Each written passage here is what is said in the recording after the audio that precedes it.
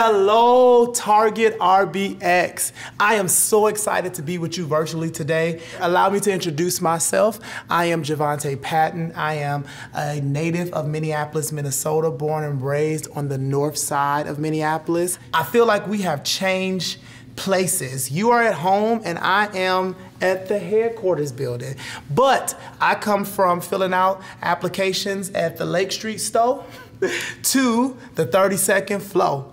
And I had to make that rhyme because it was just pretty cool to say. But I'm excited to be here. I am the youngest out of 5 siblings. I was raised by my beautiful praying mother, Abigail. She was a single mother. And she raised us in church. She raised us in the fear of God. And so from that, I began to take a liking to God and take a liking to singing, and that became my passion. And my mom never forced me to go to church or sing in the choir. That was literally just the thing that I was drawn to the most. And today I'm a gospel singer. And from being a gospel singer, I was able to infuse my passion and my faith, and I created at the age of 17 a youth choir called DFY. And this youth choir stood for Deliverance for Youth, and it came from a lot of gang and gun violence that was right around me in the neighborhood that I grew up in, friends and family members being killed by gang and gun violence. So the choir and myself, we would literally go and sing at 3 and 4 funerals a weekend, or throughout the week of friends or peers that were in our age group. And so that was the purpose of DFY, to be on the front line saying that all of the young people that live in North Minneapolis, that they were not all bad, that we were not all a part of killings or going to jail or dropping out of high school. And that went pretty successful.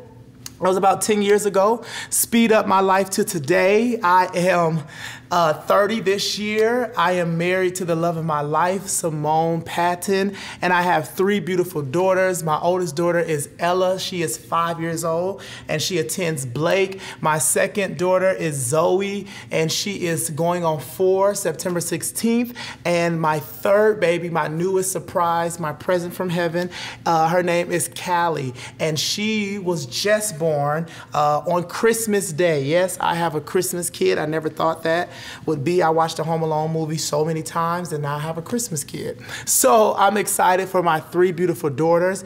And we recently just purchased our first house. I'm so excited about that. I'm probably more excited than what normal people who have had privilege to home ownership would be, just because I had a goal to buy a home by 30. And living in North Minneapolis, I'll say this, the people I went to school with, right? If it was 100 of us all in the room, I'm talking about people that from elementary to middle school to high school to college, if we all got in a room and we said, how many of you guys own a home? Out of 100 people, it would probably be 7 of us, right? And now that I'm older, that's not a good thing. I don't want to be around people that look like me, that grew up with me, and I'm the only one operating in a success that should be normalized. It should be normalized to own a home. It should be normalized to have ownership with real estate. And I fought so hard to buy my first house by the time I was 30. So many things came up against me. I don't work a normal job like others. I sing for a living full time, and it does pretty well for me. However, it's still just that up and down income. I don't know what this show this week is going to do or what this royalty would bring in. And so I fought so hard in that moment. And so I had a great realtor, Trey Adams, and the program PRG that literally helped me and made sure that I had all of my I's dotted and all of my T's crossed. And living in Minneapolis, I've seen just not that disparity gap in home ownership and overcoming that right in 2020. I recently got asked to sing at the Twins opener game, which was going to be millions of people watching because it was virtual due to COVID-19. And I felt a kind of way just because what am I doing being black singing the national anthem at the Twins game after being 2 to 3 miles away, the tragic incident of George Floyd happening. And so I called my brother, Shalimar, and a mentor of mine in California, Larry B., and I was just like, is this the right thing to do? Because I didn't, just like the home situation, I didn't want to be that person in the room that has access to the Twin Stadium right now and to sing at such a high-profile game, but no one else has this access. And am I going to be embarrassed doing this? And as much as this is a blessing and a dream come true for a singer like myself, in the climate that we live in currently, I didn't know if this was going to be more detrimental to my career or beneficial. And my brother and my mentor, Larry, they said, you should do it. You should do it. And my brother said, you represent this country. Your ancestors helped build it.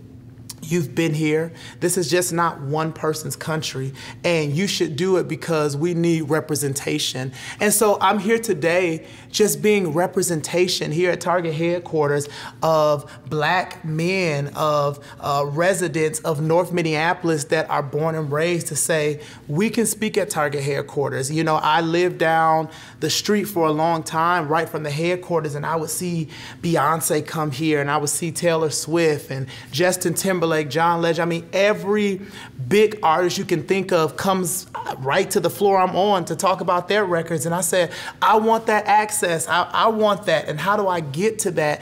And so I'm so excited to be here talking to you all because this is going to give another Northside resident who is younger than me or older than me that we do have access and that we do have a voice. I use my voice just not in a space like this, but I used it during the marches that was put on by the 10K Foundation. And I wrote a song called Better Days, and it says, my soul is not afraid. And with COVID-19 going on and physically living in Minneapolis with the George Floyd incident, fear and hysteria was normalized. It was the thing that people woke up doing. It was the thing that people went to bed doing. And when I got called to do the march, I probably sang leading people in the march, probably over 50,000 people. The first march was like 20,000, and then some of the other marches about 10,000, and some marches was like 2,000. But over the span of about 5 to 7 marches that I got a chance to lead on the behalf of the protest with George Floyd, I felt like my voice was being heard. And I felt like whatever I could do to make my voice heard, this was that prime opportunity. And I was hesitant about that just because of the fact that COVID was out and I had a newborn baby and my wife and my daughters, and what am I doing risking my life? But I also was conflicted of, I'm a Black man sitting at home living in Minneapolis and I'm not using my voice. But when I did decide to use my voice, the only thing that God gave me to say was better days. And I know we have heard that 2020 is this and 2020 is that, and it's been the worst year of some people's life. And I don't want to be insensitive to those who have lost jobs and loved ones and family members and finances, because my heart is with you and my thoughts and prayers are with you. However, we can never go wrong by speaking better days. We can never go wrong by, if we know someone that has lost someone, to just encourage them and say, better days are coming. I know we're not in the office right now and you may be under pressure working from home, and those who have children and you have elderly parents, and just trying to figure out the norm of how to keep everyone safe and all of that. But if you can just wake up in the morning to say better days, if you can just see someone walking down the street and say, you know, better days are coming, you can never go wrong. And I felt like during the time of DFY, when I was singing at funerals 3 or 4 times a week saying better days are coming, it brought me to owning my own home by the time I was 30. I felt like when I was afraid and dealing with fear because of all the things going on with COVID, it still led me to sing at the Twins game because I kept saying better days. And so I kept saying better days during the marches and saying my soul is not afraid and I will always see better days. And it led me here to an opportunity I'll never forget, to speak on the 32nd floor, the top floor of Target headquarters, because I kept confessing better days. So whatever your day looks like, whatever 2020 has been for you, just keep speaking better days. This is Jovonta, and this has been my Target TED Talk. Thank you, Erica B., for having me.